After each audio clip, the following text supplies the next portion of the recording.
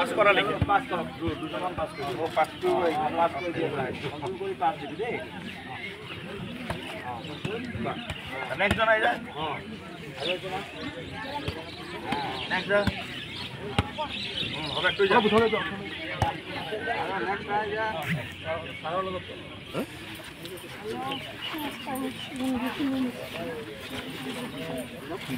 সাম্প্ৰতিক কৰ্মকাৰ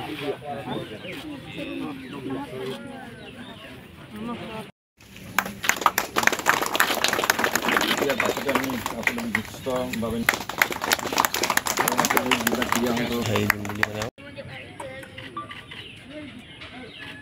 পৰিষদ আৰু পঞ্চায়ত পৰিষদৰ উদ্যোগত গ্ৰীষ্মকালীন ফুটবল প্ৰশিক্ষণ শিবিৰ এটা আজি ইয়াত আনুষ্ঠানিকভাৱে শুভাৰম্ভ কৰিবলৈ পাই মই অত্যন্ত আনন্দিত হৈছোঁ আৰু অসম চাহ পৰিষদৰ কৰ্মকৰ্তা আৰু পঞ্চায়ত পৰিষদৰ সমূহ কৰ্মকৰ্তাক মই আন্তৰিক ধন্যবাদ জনাইছোঁ। বোকাখাটত খেলৰ এটা সুস্থ পৰিৱেশ গঢ় লৈ উঠিছে আৰু যথেষ্ট সম্ভাৱনাপূৰ্ণ খেলুৱৈ আছে আৰু বিশেষকৈ বাগিচাবিলাকত ফুটবল অত্যন্ত জনপ্ৰিয় আৰু যথেষ্ট সংখ্যক সম্ভাৱনাপূৰ্ণ খেলুৱৈ ছাত্ৰ ছাত্ৰীৰ মাজত যুৱক যুৱতীসকলৰ মাজত যে আছে তাত কোনো সন্দেহ নাই। মই দেখিছোঁ যে লোচন শইকীয়া তেখেত এগৰাকী ভাল খেলুৱৈ আছিল, এতিয়া প্ৰশিক্ষক তেখেতো আহিছে আৰু আমাৰ জিলা ক্ৰীড়া সন্থা আছে ইয়াত জড়িত হৈ। মই ভাবোঁ যে এই গ্ৰীষ্মকালীন যি প্ৰশিক্ষণ শিবিৰ ইয়াত অনুষ্ঠিত হৈছে এই প্ৰশিক্ষণৰ পৰা এই অঞ্চলৰ ছাত্ৰ ছাত্ৰী যুৱক যুৱতীসকল বিশেষকৈ বাগিচাৰ উপকৃত হ'ব যথেষ্টখিনি।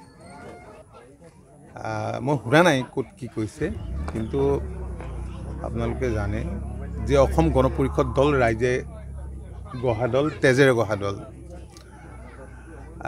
আজি যি দলৰ মঞ্চত উঠি তেখেতে কথা কৈছে, যি দলৰ নাম লৈ তেখেতে কথা কৈছে, যিটো দলত তেওঁ আছে সেই দলটো এজন বা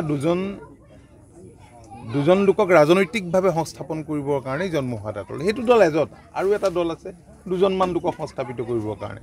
গতিকে ৰাইজে তেজেৰে গঢ়া দলটো ৰাইজে নকৈ সজাবৰ কাৰণে আগবাঢ়ি আহিছে। গতিকে কোৱাই এইবিলাক কথা কৈয়ে থাকিব, বাস্তৱটো কি 14খন আসনৰ ভিতৰত কেইখন জিকিলে সেইটোৱেই লাষ্ট ইলেকশ্যনটোৱে প্ৰমাণ কৰে।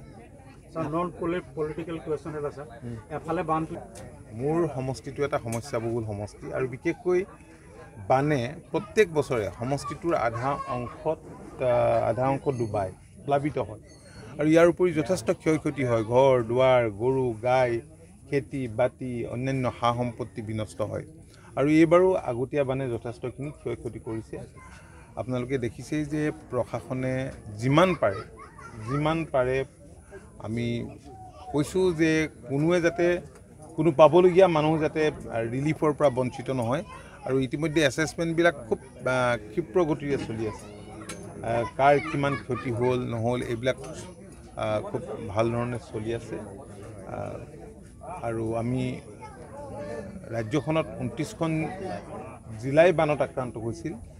যিবিলাক যাৰ খেতি বাতি নষ্ট হ'ল তেওঁলোকক আমি কেনেধৰণে ছাপোৰ্ট দিব পাৰোঁ, কমিউনিটি নাৰ্চাৰী সেইবাবেই কৰিছোঁ কঠীয়া দিবৰ কাৰণে, আৰু কি খেতিৰ জৰিয়তে কি চিড দিলে কি কৰিলে তেওঁলোক উপকৃত হয়, তেওঁলোকে নিজৰ ক্ষয় ক্ষতি পূৰণ কৰিব পাৰে তাৰ কাৰণে যাৱতীয় ব্যৱস্থা গ্ৰহণ কৰা হৈছে।